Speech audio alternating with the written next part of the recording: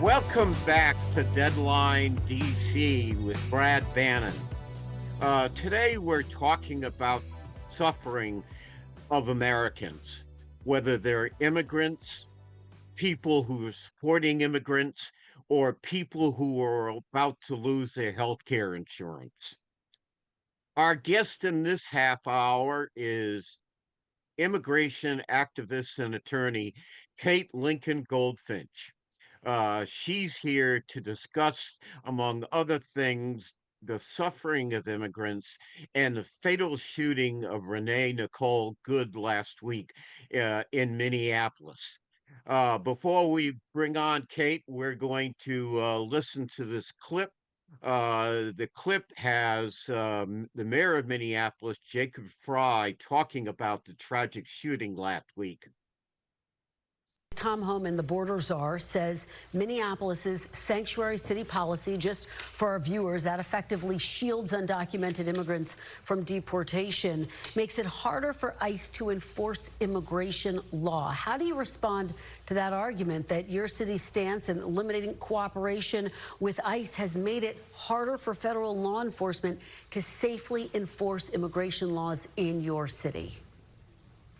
Look, what our policy says is that I don't want our police officers spending time working with ICE on immigration enforcement. Because why? That's not our primary job. You know what I want our police officers doing? I want them stopping murders from happening. I want them preventing carjackings. And by the way, they're doing a hell of a job right now. We've only had 2 shootings in Minneapolis this whole year. And by the way, 50% of them were from ICE. So I want our officers focusing on safety. You know what I don't want them doing? I don't want them spending a single second hunting down a father who just dropped his kids off at daycare, is about to go work a 12-hour shift, who happened to be from Ecuador. That guy, he makes Minneapolis a better place, and I am proud to have him in our city. So, you know, I want our officers focusing on safety, not randomly plucking people off the street and hunting them down. That was Minneapolis Mayor Jacob Fry discussing the tragic murder by an ICE agent of Renee Good. Our guest in this half hour is immigration attorney and activist Kate Lincoln-Goldfinch. She's taking time out from a busy campaign. She's running for Texas House of Representatives. And the campaign election is primary election is less than 2 months away. So, Kate, thanks for joining us today on Deadline DC. You bet. I'm happy to be here with you again, although it's sad circumstances that we are discussing today. Yeah, I want to ask you about that. When I saw the reports of the murder of Renee Good, I was absolutely shocked.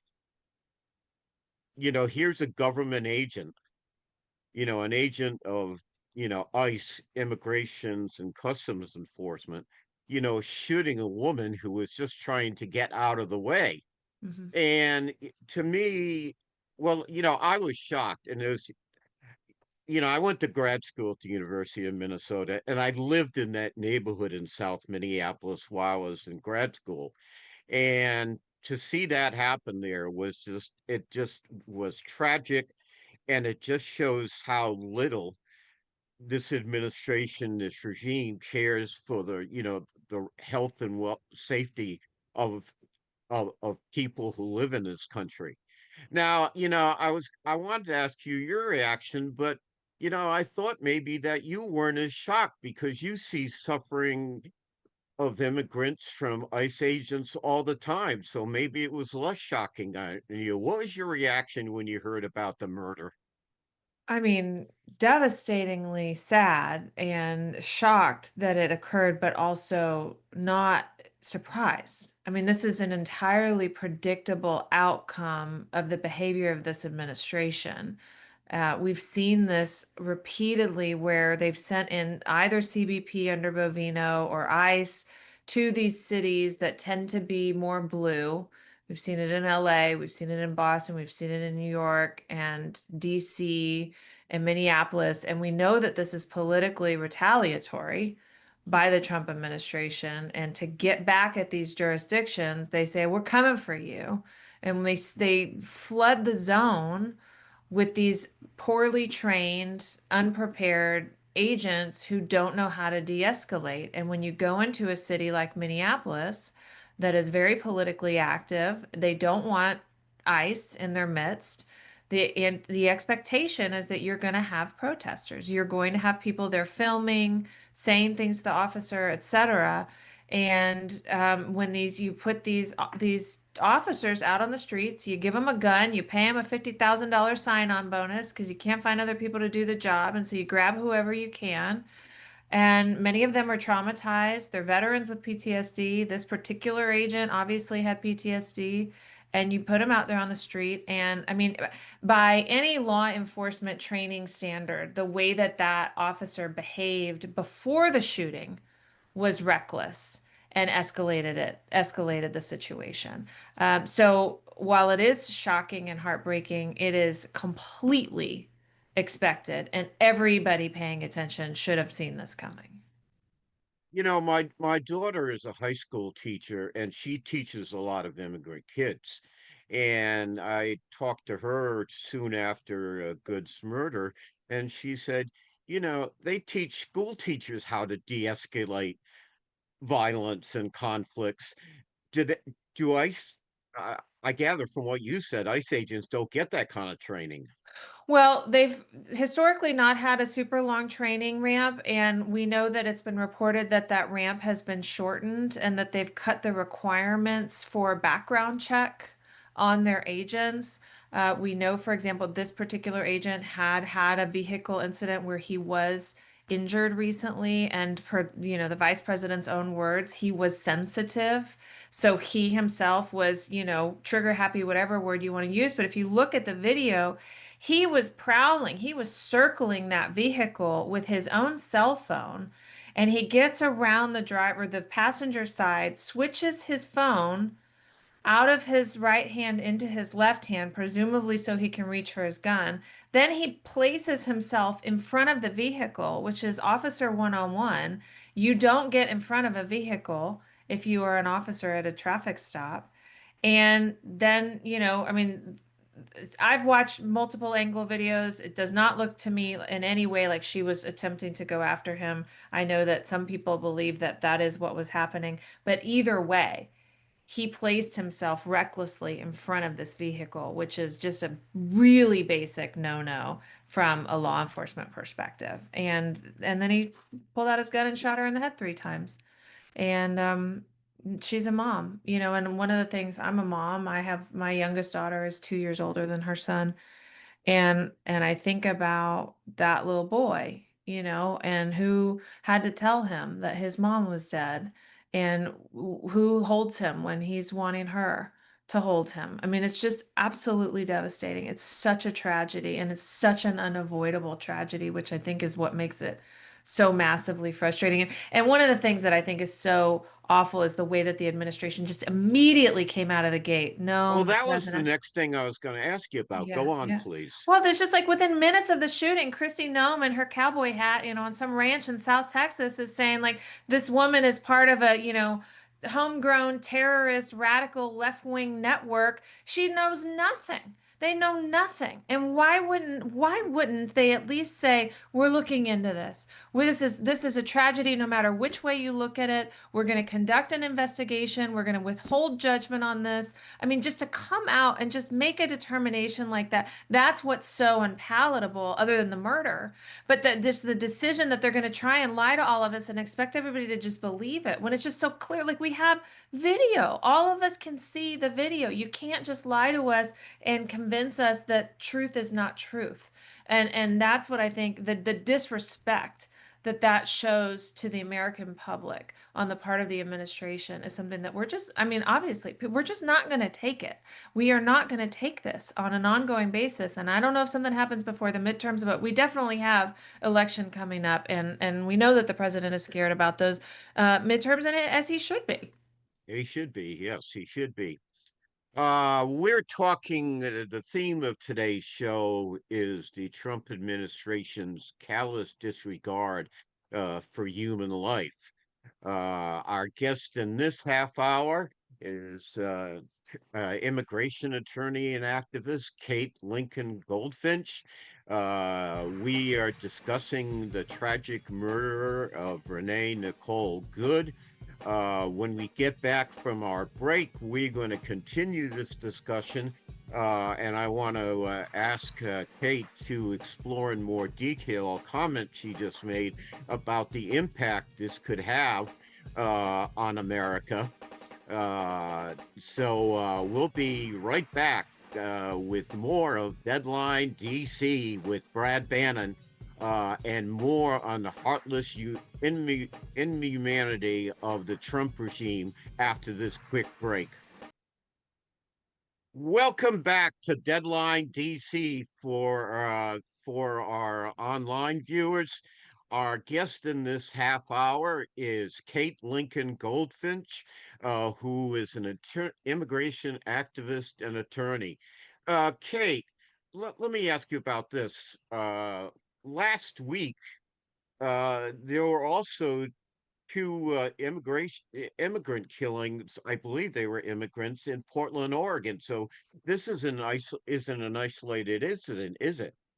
No, I mean, and last year was also the deadliest year for immigrants in immigration custody. Almost 100 people died in immigration jail last year. And the day after the Renee Good murder, two more people in Portland, as you mentioned, were killed. Now, the facts of that event are not as widely shared, and there's some accusations against the people who were killed. But regardless, none of this needs to result in death. I recently was in Iceland over the Christmas break, and Iceland is a country that is run by women. The top four positions in the government are women, and the entire police force, they don't even have guns. They don't even carry guns in the streets. And being in a place like that, the juxtaposition with what's going on in this country, where we just have this essentially this unchecked law enforcement force patrolling and roaming the streets, it used as a weapon by the administration as political retaliation against the people of blue cities, where they're sending these agents out with just billions and billions of dollars with no accountability or oversight from Congress. I mean, it is textbook authoritarianism, the process and that we're seeing unfold before our very eyes. And, we need to be screaming from the rooftops because it's really, really, really scary what's happening. Now, that reminds me of something that Mayor Fry said in the clip, uh, which was, why, how has the idea of sanctuary, and I underline the word sanctuary city, become such an evil thing to the Trump regime? Yeah, and there's actually not even a definition. Generally, what sanctuary means is that the police force of the city doesn't enforce immigration laws. And there's so many reasons why that's better, not even for the immigrants themselves, but for public safety overall. It's much better for the general public if people trust the cops. Way better for obvious reasons. And when we have cops enforcing immigration, I mean, there was an interview this morning on the New York Times daily podcast with the chief of police in Minneapolis, and he said it puts his agents at risk because when they go out, when ICE comes in and there's protesters out on the street, and Minneapolis PD shows up, everybody goes after them, and they're just trying to bring order to the event, and he's very concerned about the safety of his police force when they don't want anything to do with any of this ICE activity at all. So this way that the Trump administration pushes these cooperative agreements between It's ICE and just police agencies, crazy. it's Kate, crazy. I'm going to have to interrupt you. We're going to a break to bring back our radio listeners. This is Deadline DC with Brad Bannon. We'll be right back after this very quick break. Welcome back to Deadline DC with Brad Bannon, and welcome back to our radio listeners. We're glad you're back to join our online viewers. This is Deadline DC with Brad Bannon. The theme of today's show is the callous indifference of the Trump regime to human life. And in this segment, our guest is immigration activist and attorney Kate uh, Lincoln-Goldfinch, who practices in Austin, Texas, and is also a candidate for the Texas House of Representatives, and I hope she wins. Kate, let me ask you this. Uh, I guess over the weekend, the Speaker of the House, Mike Johnson, said that this shooting in Minneapolis, which he thought was justified, by the way, but surprised, is going to make it more difficult for Congress to pass the new appropriation for the Department of Health and Human Services. What should representatives and senators be looking at as they consider the HHS Homeland Security appropriation in the next couple of weeks? Did he say, I didn't hear that clip. What was his reasoning for that? Did he elaborate? No, of course he didn't. He just said he thought he watched the video like all of America has, including you and me, and Hmm. came to the conclusion that she was a threat to the ICE agent. Yeah, I mean, I don't really understand why that would make it harder for them to pass appropriations for DHS. I would understand if his position were the reverse. Now, we're seeing that this agency is taking actions that we don't agree with, and therefore we're not going to pass more appropriations. But my expectation based on, the sort of conservative talking points on this is that I mean, within minutes, just jumped right in on board. They're just comfortable with it. I really liked what AOC said about it, Alexandria Ocasio-Cortez, when she was interviewed. She said, if JD Vance, is okay with an America where a mother of three is shot in the face on the streets, well, that's his perspective, and I don't share that, and that's the Republican perspective. I mean, what we would expect from leadership in government is that when a tragic event unfolds like this, that no one politicizes it right away, and that leadership says that's not good, that's not an outcome we want. Why don't we take a look at how that occurred and figure out how to never let that happen again? That would be the bare minimum that we would expect. But so far, I mean, there doesn't seem to be real movement from the Republican side on adding a layer of accountability or oversight. I do hope that we see some Senate hearings about the incident. But, we've seen what happens in the past when Kristi Noem gets called before the committee, and she just sort of railroads them the entire time, and then they don't do anything about it. It's really, we have such an impotent Congress right now. They're just willing to roll over and do nothing. And I think that's why the American people are so disillusioned with politics, frankly, right now. Do you think right now the speaker may be concerned that he has a microscopic GOP margin in the House of Representatives? Do you think Democrats in the House will hold ICE accountable for the tragic activities? There certainly does seem to be some push from the Democratic side on that. Now, whether enough Republicans will join them for anything to actually occur, I think is the question. And I do think, I mean, a warning to our Republican, leadership, and I say that in quotes, is that a line has absolutely been crossed with the Renee Nicole Good murder. We have gone so far beyond what is acceptable. And to me, it feels a lot like when the family separations occurred at the border during the first Trump administration. It was the summer of 2018. I was working with moms that summer who had had their children taken out of their arms. I will never forget when it was or how the whole thing went down. What I remember, though, is that there was an enormous public outcry about that, and it broke through all of the noise. And I am sensing a similar response from the American public about Renee Nicole Good. And you can ask questions about why is it that she's a white woman? I think that that is worthy of exploration, but the result, as far as I can tell, is that everybody's paying attention. And except for, the people who are just sort of neo-Nazis or only getting their information in these like little circles where they're not actually watching the video. Most of the people looking at this are, somewhere on the spectrum from this is horrific outright murder to that was poor decision making on the part of that ICE agent and he needs to be held accountable. Somewhere within there is where most reasonable, rational people are falling right now. You know, there are a lot of reasons to hate Donald Trump and his administration. True. But the thing that bothers me the most, and the tragic murder of Good illustrates this, is just how mean and hateful the administration is. I mean, I could give you 100 instances where I disagree with the Trump administration on policy, but what bothers me the most is the level of hate.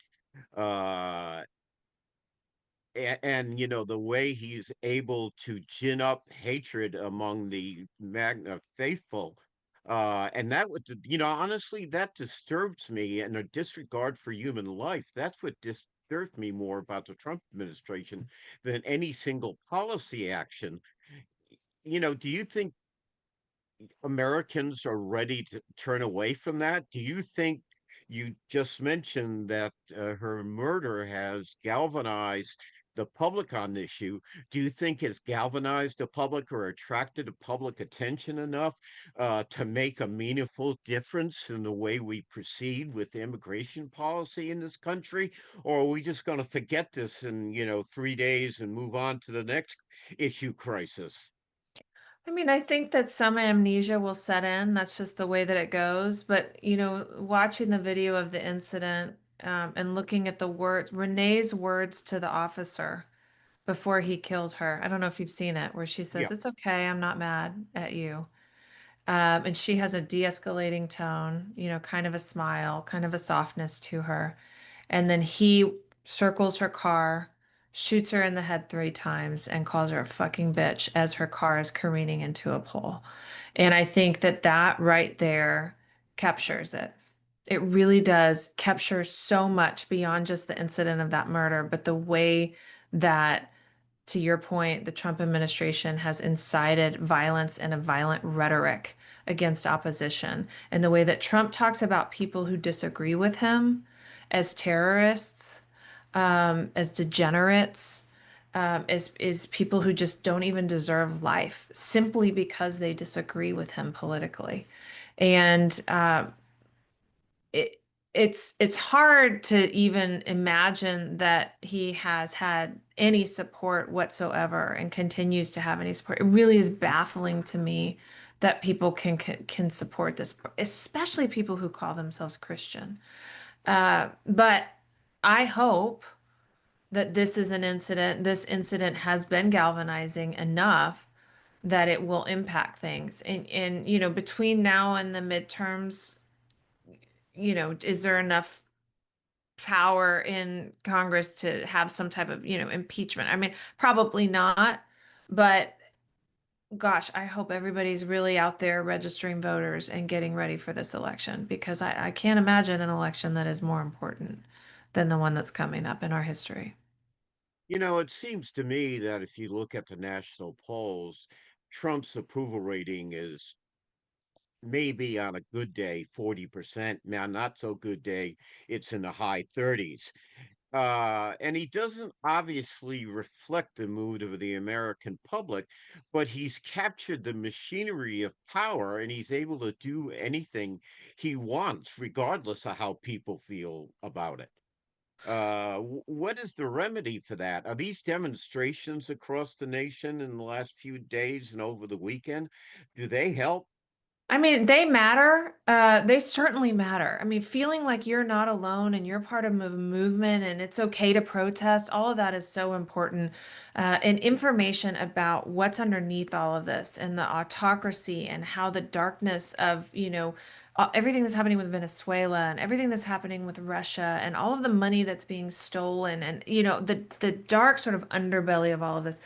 People like the author Anne Applebaum, following these people, reading what they're putting out there, being educated, and following the money, I think is really what we all need to be doing because our nation is being stolen from us in Kate, many ways. thanks very much for joining us today on Deadline DC. I'm sure we're going to ask you to come back, hopefully when you're less busy. That's it for today for Deadline DC. I want to thank our guest, Kate Lincoln-Goldfinch, and Natasha Murphy from the Center for American Progress, and our intrepid executive producer, Mark Grimaldi. We'll be back soon.